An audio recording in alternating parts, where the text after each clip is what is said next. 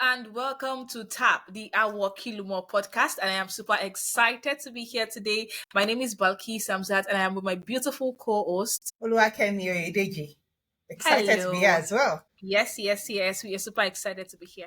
And it's just the two of us today here to have this beautiful conversation once again. I'm super excited. So, Olúwakémi will be directing and guiding this conversation, various aspects of what it means to actually be an unconventional leader in the era that we are in. Olúwakémi, you can have the floor, please. So one thing SVPG for people, because you hear some acronym and you begin to wonder what exactly is SVPG. These people have come again. It is not an ambiguous acronym. It's just the acronym for the School of Politics, Policy, and Governance. And it's okay for you not to be familiar with it yet, because there's the fourth cohort, and we are very privileged we are really very proud as well to be the students of SVPG of the fourth cohort. Sure. So, and one thing SVPG cannot compromise on, SVPG is devoted and committed to raising unconventional leaders, people that value integrity, people that consider capacity, competence, and character, and value character, even in their judgments, and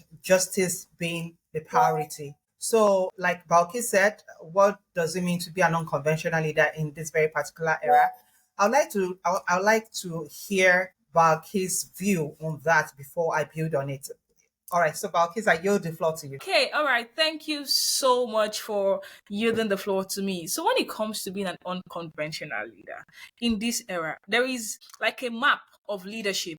In the years before ours, there is a way that Nigeria and Africa has been directed. There is a way that things has been going, things has been structured, and things has actually brought results. And these structures and activities has brought us a particular kind of result before now. But being an unconventional leader is that person who looks at the structure, the systems, and the results we have gotten over the years and say, what exactly did not work? What exactly worked? What can be improved? Those things that did not work, then we take them out. So an unconventional leader does not live by that idea and that bias that it's been there. And so we have to keep being like that. We have to keep doing it in this manner. No, that unconventional leader understands that when it's not working, you make it work. Either you change the old situation, you put in new structures in place, you set up new systems. You just want to make sure it works and you get results. And that means that even if at the expense of a number of things that are very important to our growth, we do not conform to the system that does not serve us. We are based on the results, and we know that the character, the competence, and the capacity required, we have them in people, in relationships, in resources, both human, mineral, and all of that. If something is not working, then we move it away. If we need to learn a skill, we learn it. If we need to show up in a particular way, we do that. But the most important thing is that you decide to not follow the crowd. You are able to zig when everyone is zagging. You are able to zag when everyone is zigging. You have a very strong point of view. You have that confidence, that I call it conviction of your thoughts that this is the way this should go. And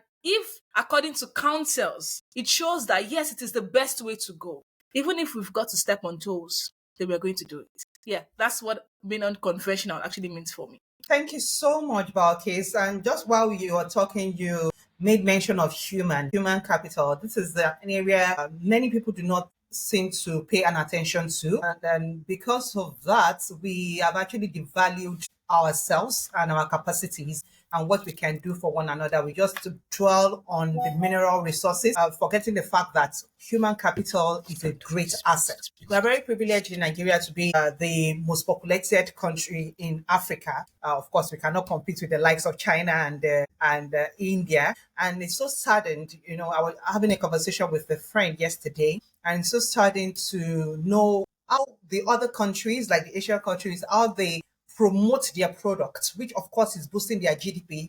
And here we are in Nigeria, we are not proud of what we produce. And that's why I give it to President Olusegun Obasanjo. I'm very happy he's getting his flowers in his lifetime. President Obasanjo comes across as an unconventional leader. I remember vividly that it was during his tenure that we got to be using mobile phones.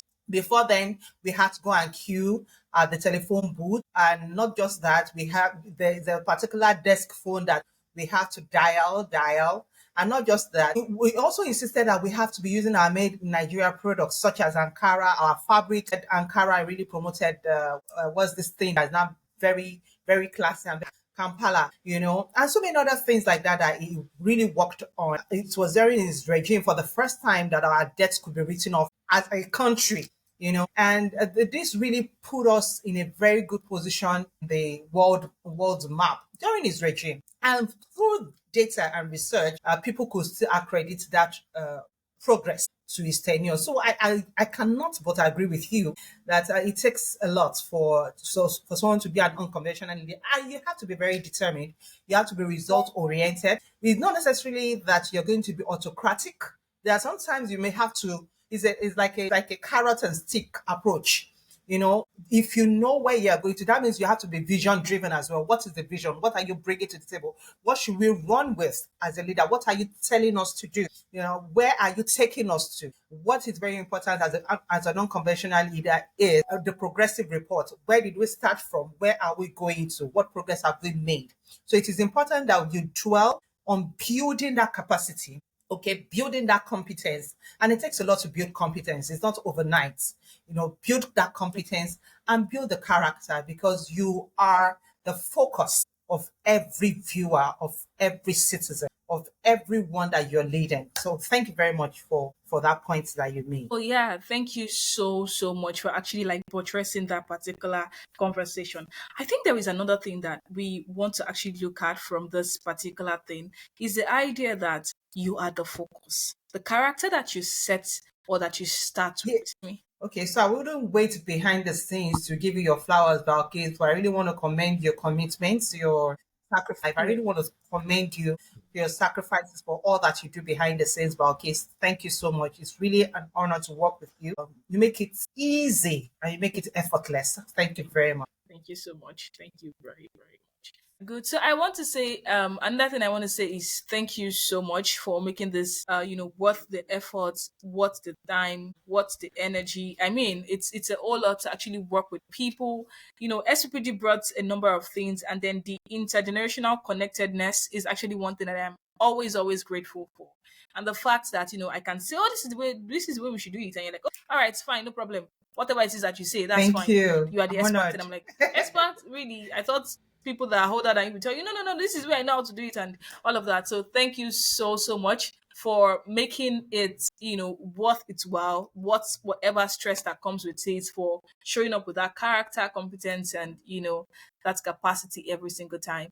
I am super excited to be working with you, to have you in my community, and I am SPPG, our Kilumo, and all of that. Guys, we are super excited to have done this with you. But I know that you understand now what it means to be an unconventional leader from both of our submissions on unconventional leadership.